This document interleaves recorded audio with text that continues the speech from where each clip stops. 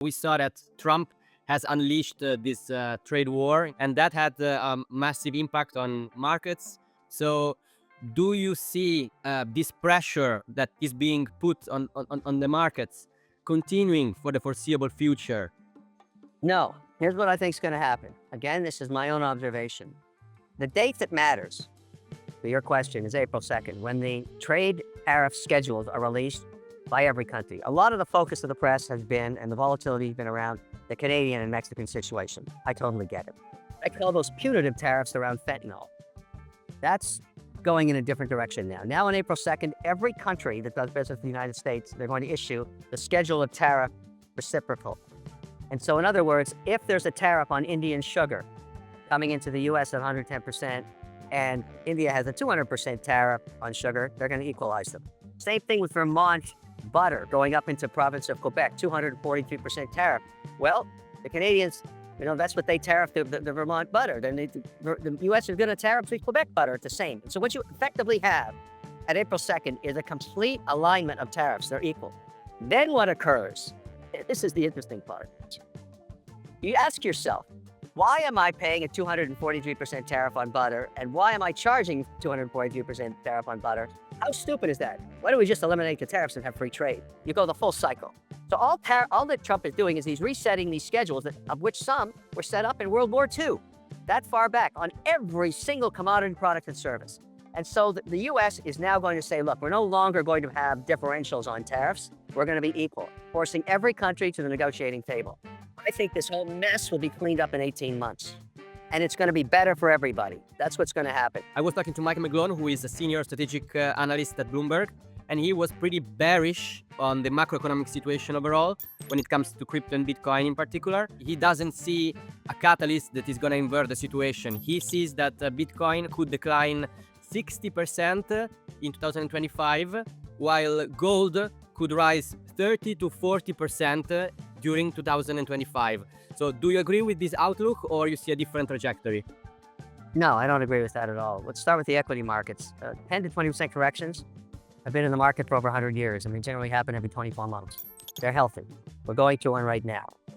The economy is still strong in the US, so I anticipate a form of rebound and also more acceleration as the tariffs come off and get negotiated. Crypto markets. Anybody that's tried to forecast the price of Bitcoin or any other crypto security has been wrong. And so I don't take that position at all. You try and time it, you never make it work. Let's say you decide you're going to have a 5% weighting in Bitcoin, as I do. That's in a portfolio. My crypto holdings are about 19% overall, so I have other securities. I also have a 5% weighting in gold. I diversify my risk, but I'm not selling my Bitcoin because me or any other analyst tells me they're anticipating a 60% decline. Listen, the volatility of Bitcoin is well documented, but if you've held it for the last 5 years, as I have, I'm pretty good with it. And I know it's going to be volatile. And I try and keep it at a 5% weighting. So sometimes I add on the dip, sometimes I sell off on peaks. I keep it at 5%. It's an old market strategy. That's nothing new. The only decision you have to make is, am I going to put crypto into my holdings? Is it part of my portfolio strategy? And if so, which tokens, which coins, what am I doing? And for me, you start with the granddaddy, Bitcoin, maybe 1 to 3% weighting, add a level 1 or level 2 like each, and start developing some diversification. But I'm all locked in. I'm going to be holding crypto because I believe in the next 5, 6, 7 years, it's going to be the 12th sector of the economy. You said that with Trump, the era of the crypto cowboys is over, in the sense that there is going to be increased legitimacy for crypto. But at the same time, we saw that Trump launched meme coins like Trump coin, and then we have Melania coin. We have crazy speculation, rumors around market manipulation. So isn't that a sign that Trump is actually not a factor legitimizing crypto as you thought? Yes, all of that happened, you're correct. However, that's all noise compared to the opportunity at hand, which is really about what's going on in the Stablecoin Act, now called the Genius Act, that was brought forward by Haggerty, and now Jill DeBrandt has joined it, co-authored, Republicans, Democrats. It's the first attempt to legalize a stablecoin backed by US dollar. And it's immensely important for the crypto industry. Even though you've got the meme coins, you've got the noise, you've got the volatility in the equity markets, we have been waiting for almost 7 years for this legislation. It's the first of a series of legislative moves. This is going to be the Stablecoin Act, the lowest hanging fruit. After that, Market Structure Act, which will finally determine whether Ethereum and other situations are commodities or securities. And we really need this to start happening because every sector of the economy, and I go right to the Stablecoin Act, this is digitizing payment systems. Digital payment systems are going to be a radical change in financial services. And this is the first step. So I agree with you. There's a lot of noise, but this is the focus right now. And we're talking about weeks away from this move. So if you're a crypto investor like I am, the potential of just this first move is like a chess piece. It's the pawn going out to the center of the board. I see finally that stablecoins are approved. I need a wallet. I'm going to download Robinhood. I'm going to put $10,000 or $1,000 or $500 into my Robinhood account, and I'm going to transact with somebody else that has a Robinhood account instead of going through a credit card transaction. I'm going to save a fortune. I'm going to save 200 basis points. That's going to happen all over the place. It's going to happen like that. And so you want to own a piece of these exchanges. So I own WonderFi, I own Coinbase, I own Robinhood, because they're all going to benefit just from this first act. I keep going back to this act because it's such a big deal. It's a game changer, and we're so close. And if it doesn't pass in this round, it'll pass the next round. This is coming. Of course, we are very bullish on Bitcoin and crypto in the long term, but when it comes to the midterm, let's say 2025, do you see Bitcoin closing the year higher than it started? I would say yes if two things occur. The Stablecoin Act passes and the Infrastructure Act gets considered in this Congress. If those two things happen, it's going to put a lot of positive pressure on institutions to start getting teams together to examine what their strategy is going to be on crypto. I mean, the Market Infrastructure Act for crypto is a big deal. That's also a very big deal.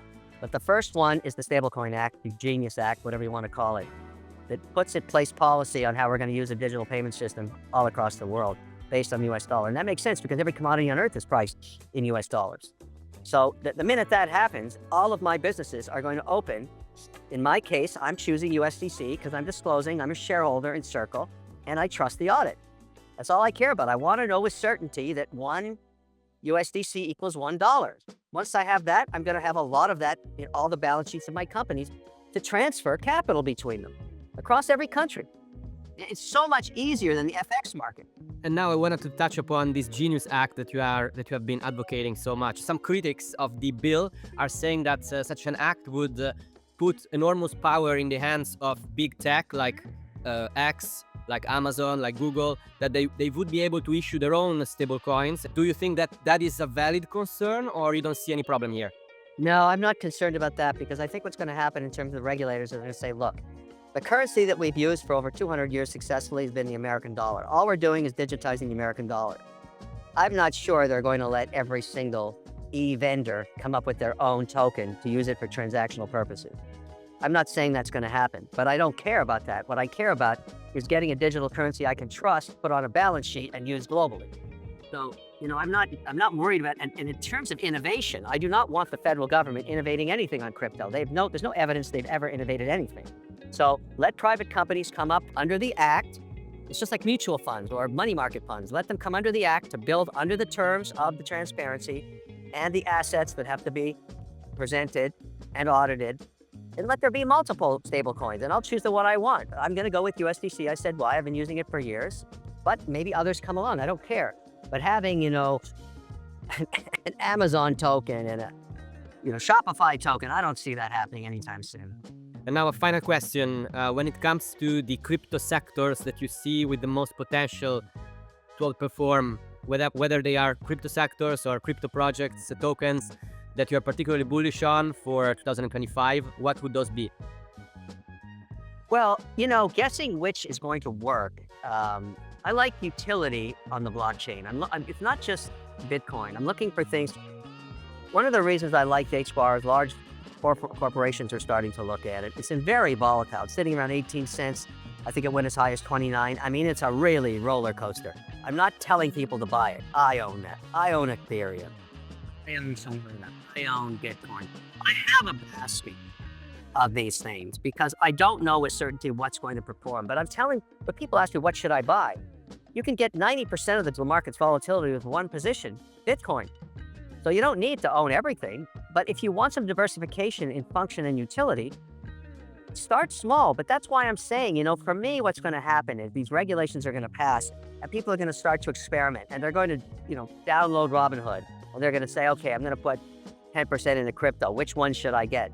Well, they're going to use a wallet. They're going to use something they can have real ease of use. And one way to own crypto is to own the picks and shovels. Buy some of the exchanges. They're all public. Okay, Kevin. Yeah, it was great to talk to you, and thanks again. Take care, my friend. I'll talk to you soon.